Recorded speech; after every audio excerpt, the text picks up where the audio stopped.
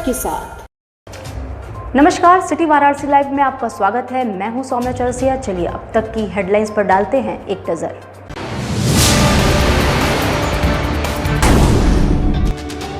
बढ़े हुए गृहकर के खिलाफ सुबह बनारस क्लब ने किया विरोध प्रदर्शन। VDIEA ने IPO, FDI और निजीकरण के खिलाफ किया जोरदार प्रदर्शन। कमिश्नर ऑडिटोरियम में थर्ड वेव को लेकर कॉन्टैक्ट ट्रेसिंग पर हुआ प्रशिक्षण कार्यक्रम। और अस्सी नदी को लेकर कांग्रेस के लोग कमिश्नर से मिले, नदी के वास्तविक सीमांकन पर उठाई मांग। अब खबरें विस्तार से। बढ़े हुए गृहकर के खिलाफ सुबह बनारस क्लब ने विरोध प्रदर्शन किया। नगर निगम प्रशासन द्वारा मनमाने ढंग से गृहकर में वृद्धि और बढ़े हुए गृहकर का डिफरेंस 2014 से जोड़कर लेने से आम जनता के आक्रोश एवं मांग को देखते हुए सामाजिक संस्था सुबह बनारस क्लब के बैनर तले संस्था के अध्यक्ष मुकेश जायसवाल एवं समाजसेवी विजय कपूर के नेतृत्व में नगर निगम प्रशासन से आम जनता से बढ़े हुए गृहकर की राशि को 2014 में न लेकर 2019 से लेने की मांग को लेकर मैदागिन स्थित भारतेंदु पार्क में विरोध प्रदर्शन किया गया। इस अवसर पर संस्था के अध्यक्ष मुकेश जायसवाल एवं विजय कपूर ने कहा कि सत्र 2019 में नगर निगम प्रशासन द्वारा सर्वे कराकर गृहकर में भारी वृद्धि करने के साथ ही वृद्धि किए गए राशि को 2014 में लिया जा रहा है, जो कि कहीं से भी न्याय संगत नहीं है। गृहकर में वृद्धि की आड़ में जनता का दोहन और शोषण भी हो रहा है। इससे जनता में आक्रोश की भावना उत्पन्न हो रही है। आपको बता दें कि जो गृहकर बढ़ाया जाता है उसी के आधार पर जलकल में भी वृद्धि होती है। इस दोहरी मार को झेलने में आम जनता अपने आप को असमर्थ पा रही है।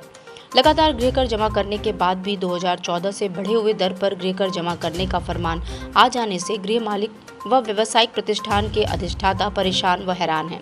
ज्ञात हो कि शासनादेश के बाद पूर्व नगर आयुक्त ने फरमान जारी करके गृहकर के इस अव्यवहारिक आदेश को लागू किया था, जिसका वाराणसी के मिनी सदन के कार्यकारिणी के समस्त सत्ताधारी व विपक्ष के पार्षद सहित वाराणसी की मेयर ने भी बढ़ाए हुए गृहकर में संशोधन करते हुए इसको 2014 से न लेकर 2019 से लेने का सुझाव दिया था, जिसकी सुनवाई अभी भी अधर में लटकी हुई है।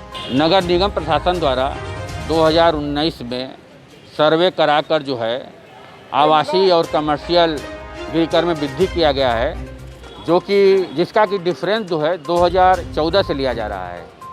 तो हमारा यह नगर निगम प्रशासन से मांग है कि 2014 से बढ़ा हुआ जो है टैक्स ना लेकर 2019 से लिया जाए, जिससे कि आम जनता को राहत मिले। कार्यक्रम में मुख्य रूप से अध्यक्ष मुकेश जायसवाल, समाजसेवी विजय कपूर, महासचिव राजन सोनी, कोषाध्यक्ष नंद कुमार टोपीवाले, उपाध्यक्ष अनिल केशरी, सचिव डॉक्टर मनोज यादव, सचिव पंकज पाठक, राजेश वास्तव शामिल थे।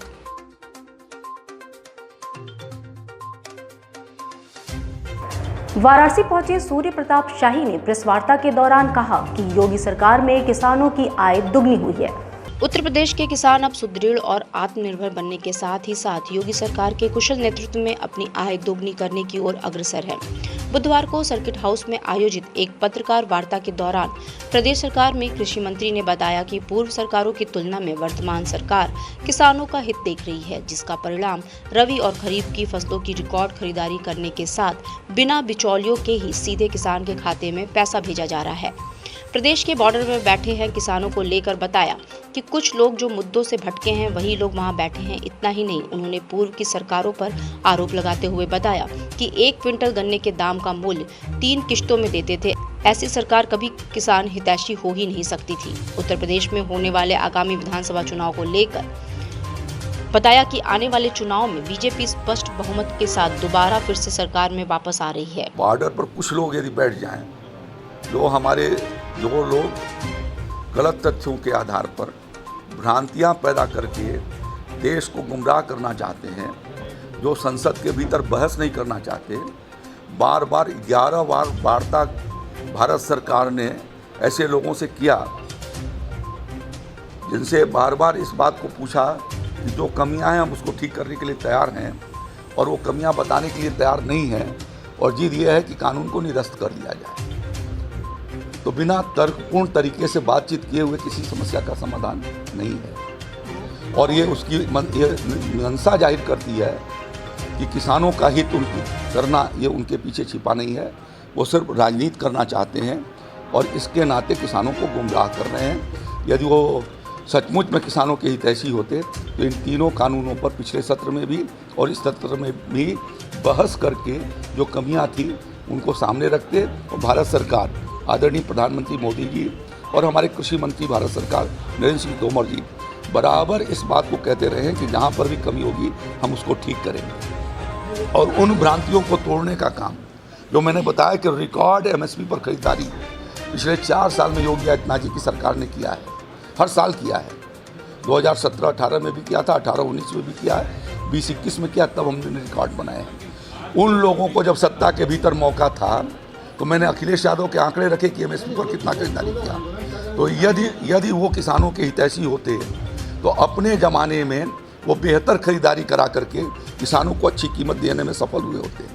वह निष्फल हैं, नकारा थे, इसकी वजह से जनता ने उनको रिजेक्ट किया। आज सारे आंदोलन का कोई भी प्रभाव उत्तर प्रदेश के भीतर नहीं है। VDIE ने IPO, FDI और निजीकरण के खिलाफ जोरदार प्रदर्शन किया। LIC मजदूर संघ Varanasi division insurance employees association द्वारा आज जनरल इंश्योरेंस GIC के राष्ट्रव्यापी हड़ताल के समर्थन में गेट मीटिंग, नारेबाजी, सभा, भाषण प्रदर्शन किया गया। इस अवसर पर VDIEA अध्यक्ष नारायण चटर्जी ने कहा कि आज IPO के माध्यम से LIC को प्राइवेट करने का द्वार खोलेंगे, जिससे कल को अडानी, अंबानी जैसे पूंजीपति इसके मालिक बनेंगे। उन्होंने कहा कि LIC का असली मालिक 40 करोड़ पॉलिसी होल्डर है और 40 करोड़ नागरिक के हित को हम बर्बाद नहीं होने देंगे। महामंत्री विनोद ने कहा कि निजीकरण को लेकर आगामी दिनों भयानक लड़ाई होगी। राष्ट्रव्यापी हड़ताल, सह पर्चा वितरण, जुलूस और जनता में जागरूकता फैलाने घर घर गली गली जाएंगे और निजीकरण के दुष्प्रभाव को बताएंगे। तो वहीं उपाध्यक्ष राकेश गुजराती ने कहा कि LIC का स्थापना 1956 में लोक व जनहित में हुआ था और सरकार के 5 करोड़ रुपए के बदले LIC पंचवर्षीय योजना में सरकार को कई लाख करोड़ दे चुके हैं। कोरोना काल में सबसे ज्यादा मृत्यु दावा 99.9% LIC ने भुगतान किया और LIC को संसद में राज्य का दर्जा मिला है, जिसे हम किसी भी कीमत पर प्राइवेट होने नहीं देंगे। सभा में मुख्य रूप से नारायण चटर्जी, विनोद कुमार श्रीवास्तव, राकेश गुजराती, DC सिंह, आरती श्रीवास्तव, सुमंत कुमार, जितेंद्र कुमार, मनीष कुमार, अशोक कुमार, भानु श्रीवास्तव आदि मुख्य रूप से जुड़े हुए थे। गेट मीटिंग LIC के अंदर जो राष्ट्रव्यापी हो रहा है, साथ ही हम निजीकरण, FDI और IPO का भी विरोध कर रहे हैं, क्योंकि मेरा मानना है अगर LIC में IPO आता है तो IPO एक तरह से निजीकरण का द्वार है। LIC आज तक सरकारी संस्था है, 40 करोड़ पॉलिसी होल्डर है और 32 लाख करोड़ हमारी प्रॉपर्टी है और ये तमाम जमीन जायदाद नागरिक, देश के नागरिक की संपत्ति है। कोरोना काल में एकमात्र LIC ने जो क्लेम पेमेंट किया, दूसरा कोई प्राइवेट सेक्टर ने क्लेम पेमेंट नहीं किया। हमारी मांग है कि जो वर्तमान स्वरूप बना रहे, इसका निजीकरण न किया जाए, किसी अडानी अंबानी को मालिक न बनाया जाए। हम इसके लिए जान भी देंगे, लड़ेंगे, अंतिम दम तक लड़ेंगे, हड़ताल करेंगे, सड़क पे भी जाएंगे। कमिश्नर ऑडिटोरियम में कोरोना के 3rd वेव को लेकर कॉन्टैक्ट ट्रेसिंग पर प्रशिक्षण संपन्न हुआ। वाराणसी की कमिश्नरी ऑडिटोरियम हॉल में CMO के निर्देश पर RRT के नोडल अधिकारी ने कोविड के 3rd वेव को देखते हुए ट्रेनिंग कैंप का आयोजन किया, जिसमें स्वास्थ्य विभाग से जुड़े सभी विभागीय लोग उपस्थित रहे। इस ट्रेनिंग में कोविड के 3rd वेव के आने के बाद परिस्थिति से लड़ने के लिए बताया गया। RR की टीम यानी कि रैपिड रिएक्शन टीम द्वारा तत्काल मरीजों को आइसोलेशन में पहुंचाया जाता है। इस ट्रेनिंग का मकसद यही है कि ज़्यादा से ज़्यादा RRT टीम बनाई जा सके, ताकि कोविड-19 के 3rd वेव को देखते हुए कोविड-19 के लिए तत्काल बचाव कार्य किया जा सके। तीसरी वेव के मद्देनजर मुख्य चिकित्सा अधिकारी एवं जिलाधिकारी महोदय के आदेश के अनुक्रम में कर रहे हैं। इसमें हम लोगों का उद्देश्य है कि हमारी मैक्सिमम RRT टीम बन जाए, जिससे कि हम लोग हर कोविड पॉजिटिव केसेस को किसी एडवर्स कंडीशन में उनके घर तक पहुंच जाएं। तो जितनी हमारी RRT टीम फंक्शनल होगी, उतनी ही हम पेशेंट को पहुंच के उनकी मदद कर सकेंगे।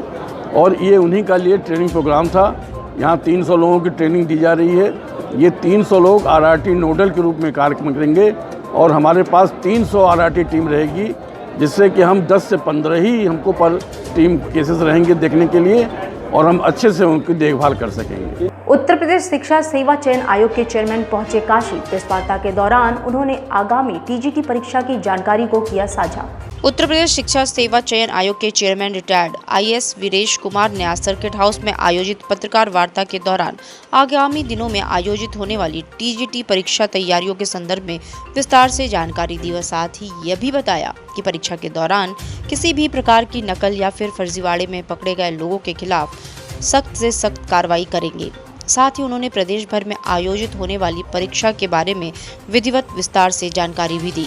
प्रदेश की सभी जनपदों में सेंटर्स बनाए हैं, जनपद मुख्यालय पर बनाए हैं हमने। इस प्रकार 1716 सेंटर्स हमारे बनाए गए हैं। तो ये पूरे प्रदेश में फैला हुआ है और 7-8 अगस्त को है।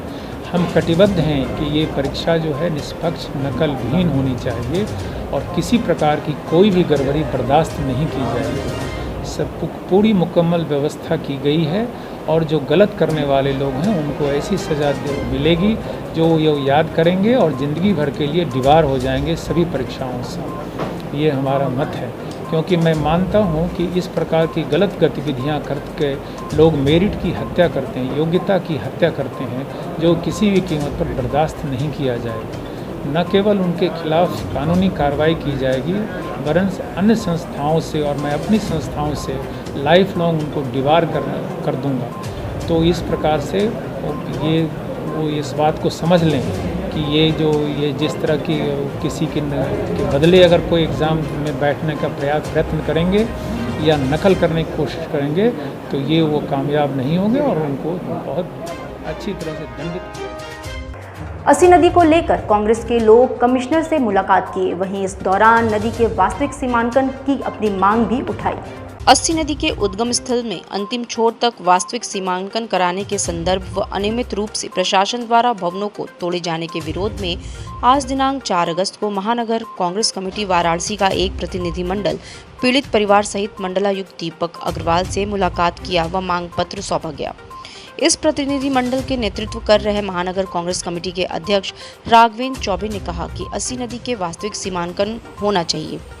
बेवजह वर्षों से रह रहे परिवार को प्रताड़ित करना गलत है। तो 150 साल पहले जो नदी विलुप्त हो चुकी है काशी में, अब वो नाले के रूप में वहाँ बह रही है। उसके आसपास रह रहे लोगों को प्रताड़ित करने का कार्य हो रहा है। लोगों के बीच में भय का वातावरण है। उस समस्या से अवगत कराने के लिए कमिश्नर महोदय के पास हम लोग आए थे कि कंदवा से लेकर 80 तक लगभग 12,000 के ऊपर परिवार रहता है। लाखों लोग उसमें जद में आएंगे। ये लोग आज जो वहाँ पे लोग 50 साल के ऊपर से सैकड़ों साल से लोग रह रहे हैं। सरकार और लोगों ने बाकायदे सरकारी राजस्व दे करके, स्टाम्प ड्यूटी दे करके रजिस्ट्री कराई है। नगर निगम में तहसील में दाखिल खारिज कराई है। उसका टैक्स दे रहे हैं, सीवर टैक्स, पानी टैक्स, बिजली का बिल और अपने मताधिकार का प्रयोग कर रहे हैं। ये प्रमाणित है कि वो लोग वहाँ के नागरिक हैं और अपना सुदरूप से, और सारे लोग सरकारी सेवा, लगभग ज़्यादातर लोग सरकारी सेवा के लोग हैं। आगे सामने 80 के आसपास कुछ गरीब तबके के लोग हैं। इन लोग आज अचानक अगर इस तरह से कार्रवाई कर दी गई, इनके मकान गिरा दिए गए, तो ये लोग कहाँ जाएंगे? उस मानवतावादी स्वरूप को लेकर के हम सब लोग कमिश्नर महोदय को मिले हैं। कमिश्नर महोदय ने आश्वासन दिया है कि हम नावैचित उचित कार्रवाई करेंगे और इन लोग को घबराने और डरने की ज़रूरत नहीं है। इन लोग के साथ कार्रवाई उचित होगी। लेते हैं एक छोटा सा ब्रेक। वाराणसी लाइव, सच के साथ। गंगा की लहरों से गलियों के छोर तक, जनता के जोर से बाजारों के शोर तक, सर्किट हाउस और पुलिस कमिश्नरेट तक हम करेंगे सबकी बात।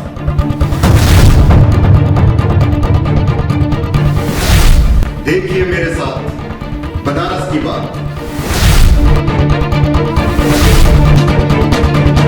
कोरोना वायरस ने देश में एक बार फिर से रफ्तार पकड़ ली है। ऐसे में जरूरी है कि सभी लोग पूरी एहतियात बरतें। घर से बाहर निकलते समय मास्क का सदैव प्रयोग करें। समय समय पर हाथों को सैनिटाइजर से सैनिटाइज करें। ज्यादा भीड़ भाड़ वाली जगहों में जाने से बचें। 2 गज की दूरी का पालन करें। स्वस्थ रहें, सुरक्षित रहें। जनहित में जारी वाराणसी लाइव। वाराणसी लाइव, सच के साथ। ब्रेक के बाद खबरों में आपका फिर से स्वागत है। गंगा के बढ़ते जलस्तर को देखते हुए दशाश्वमेध घाट की विश्व प्रसिद्ध गंगा आरती का स्थान बदल दिया गया। अब गंगा सेवा निधि के कार्यालय की छत पर गंगा आरती की जा रही है। दशाश्वमेध घाट पर होने वाले विश्व प्रसिद्ध दैनिक मां गंगा की आरती गंगा सेवा निधि के कार्यालय की छत पर हुई। मां गंगा का बढ़ता जलस्तर, साथ ही सावन मास में घाट पर बढ़ती श्रद्धालुओं की संख्या व कोविड प्रोटोकॉल को देखते हुए गंगा सेवा निधि द्वारा मां गंगा की आरती गंगा सेवा निधि कार्यालय की छत पर किया गया। इस संदर्भ में गंगा सेवा निधि के सचिव हनुमान यादव ने बताया कि मां गंगा का जलस्तर बढ़ जाने के कारण आरती में बहुत सी समस्याएं उत्पन्न हो जाती हैं। साथ ही सावन मास में जलस्तर बढ़ने से घाट पर जगह कम बचती है और श्रद्धालुओं की संख्या ज्यादा होती है।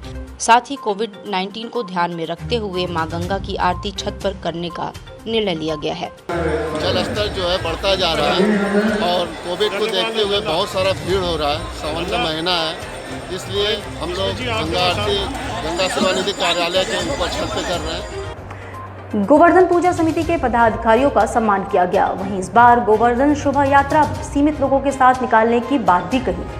लंका क्षेत्र में गोवर्धन पूजा समिति के पदाधिकारियों एवं सदस्यों का सम्मान किया गया। बता दें कि गोवर्धन पूजा समिति के लोगों द्वारा गोवर्धन पूजा की तैयारियों को लेकर अपने समाज के लोगों के साथ बैठक एवं जनसंपर्क किया जा रहा है। इसके तहत बुधवार को समिति के लोग लंका स्थित पहलवान लस्सी की दुकान पर पहुंचे और गोवर्धन पूजा की तैयारियों की रूपरेखा को तय किया। इस अवसर पर पहलवान लस्सी के ब्रिजेश यादव एवं मनोज यादव द्वारा समिति के पदाधिकारियों एवं सदस्यों को स्मृति चिन्ह, अंगवस्त्रम एवं माल्यार्पण करके उनका स्वागत और अभिनंदन किया गया। इस अवसर पर समिति के अध्यक्ष अशोक कुमार यादव ने कहा कि गोवर्धन पूजा समिति द्वारा गोवर्धन पूजा को लेकर कोविड के नियमों के तहत तैयारियां की जा रही हैं। इस पूजा में समाज को एकजुट करने के साथ ही सर्व समाज के कल्याण के लिए कार्य किया जाता है। उन्होंने कहा कि इस बार पूजा समिति द्वारा परंपरा का पालन करते हुए गोवर्धन शोभा यात्रा सीमित मात्रा में सीमित लोगों के साथ ही निकाली जाएगी। पहलवान भाई के यहाँ पहुँचे हैं, मनोज भैया के यहाँ लस्सी के दुकान पर और गोवर्धन पूजा की तैयारी में जुटे हुए हैं। लॉकडाउन को देखते हुए प्रशासन से जैसा आदेश मिलेगा कोविड-19 को देखते हुए उस तरह की पूजा की व्यवस्था हम लोग की जाएगी। शोभा यात्रा गाइडलाइन को देखते हुए निकाली जाएगी, लेकिन पूजा छोटे में हम लोग धाम पे करेंगे। उसी के निमंत्रण के लिए, बात विचार के लिए हम लोग अपने समाज में घूम रहे हैं और लोगों से मंत्रणा कर रहे हैं कि आगे पूजा या शोभा यात्रा कैसे की जाए।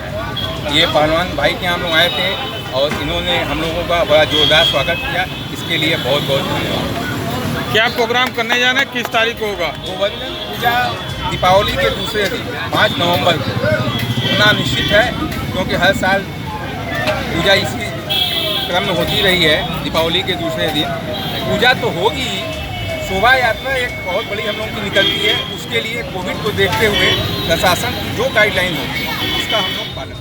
इसके पूर्व गोवर्धन पूजा समिति के लोग बीएचयू के सरसुंदर लाल अस्पताल भी पहुंचे, जहां उन्होंने अस्पताल के हृदय रोग विभाग में डॉक्टर ओम शंकर से मिले और उनके विभाग का अध्यक्ष होने पर अपनी शुभकामनाएं भी व्यक्त किए। राष्ट्रीय मानवाधिकार एसोसिएशन की बैठक संपन्न हुई। इस बैठक में अत्याचार, शोषण को लेकर लोगों में चर्चा भी की गई। राष्ट्रीय मानवाधिकार एसोसिएशन महानगर द्वारा दारानगर स्थित एक होटल में आवश्यक बैठक की गई, जिसमें अत्याचार, शोषण, जुल्म, देश की रक्षा, सुरक्षा को लेकर चर्चा हुई। इसमें जनता को न्याय दिलाने के बैठक में निर्णय लिया गया। देश के लिए सुरक्षा में लगे जवानों के हित की लड़ाई लड़ने का भी संकल्प लिया गया। इस अवसर पर नए पदाधिकारियों को भी शपथ दिलाई गई, जो इस मुहिम में शामिल होकर समाज व देश के हित की लड़ाई लड़ेंगे। इस अवसर पर प्रमुख रूप से सत्यनारायण सेठ, अन्ना मोरे, कैलाश विकास, विमल चंद्र सहित अन्य लोग उपस्थित रहे। लेकिन 2 वर्ष बीत गया, भारतीय जनता पार्टी के नेताओं ने इस मुद्दे पे काम नहीं किया, जिसके वजह से बॉर्डर पे हमारे जवान शहीद हो रहे हैं। और जो देश में ड्रग्स आ रहा है, जिसके वजह से भारत के करोड़ों युवा बर्बाद हो रहे हैं। पाकिस्तान से ड्रग्स आ रहा है, बांग्लादेश से ड्रग्स आ रहा है, घुसपैठ हो रहा है। मैं पूछता हूं कि इसकी जिम्मेदार कौन लोग हैं? माता कालरात्रि का वार्षिक हरियाली श्रृंगार संपन्न हुआ। भक्तों ने माता के दर्शन कर लिया उनका आशीर्वाद। मंगलवार को बेला, रजनीगंधा, गुलाब और गेंदा के सुगंधित पुष्पों से मां कालरात्रि देवी का अलौकिक श्रृंगार हुआ। दर्शन करके भक्त निहाल उठे। अवसर था माता के वार्षिक हरियाली श्रृंगार का। दरअसल सावन महीने में काशी के देवालयों में हरियाली श्रृंगार हो रहे हैं। प्रत्येक वर्ष की भांति इस वर्ष भी श्री काशी विश्वनाथ मंदिर के समीप दशाश्वमेध कालिका गली स्थित माता कालरात्रि का सावन के दूसरे मंगलवार को वार्षिक हरियाली श्रृंगार और भंडारे का आयोजन किया गया।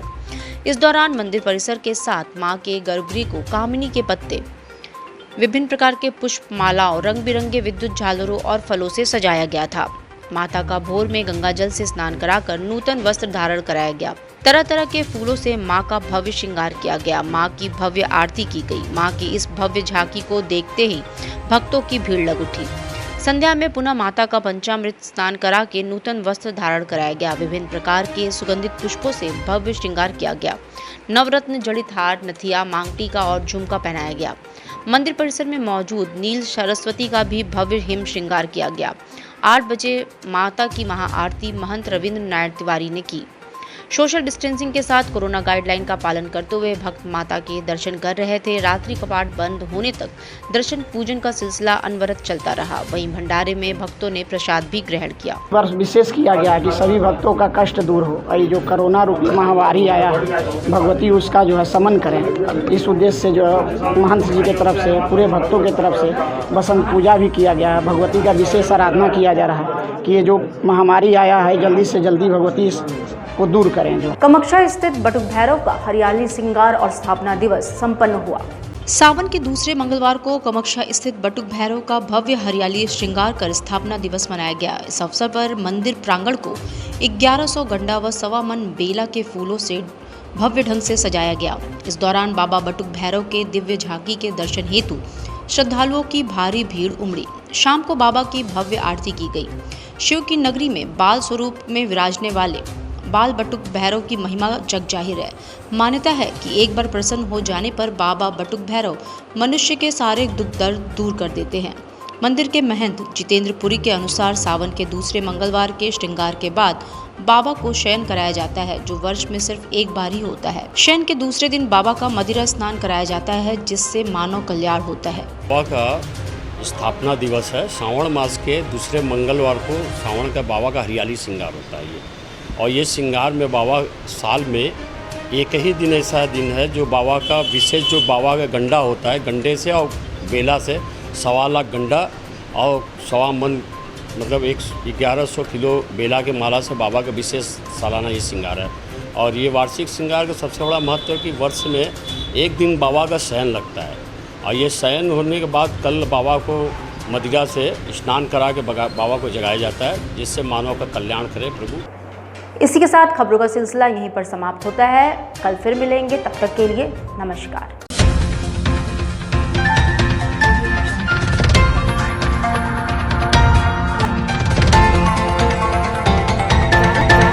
लाइव सच के साथ।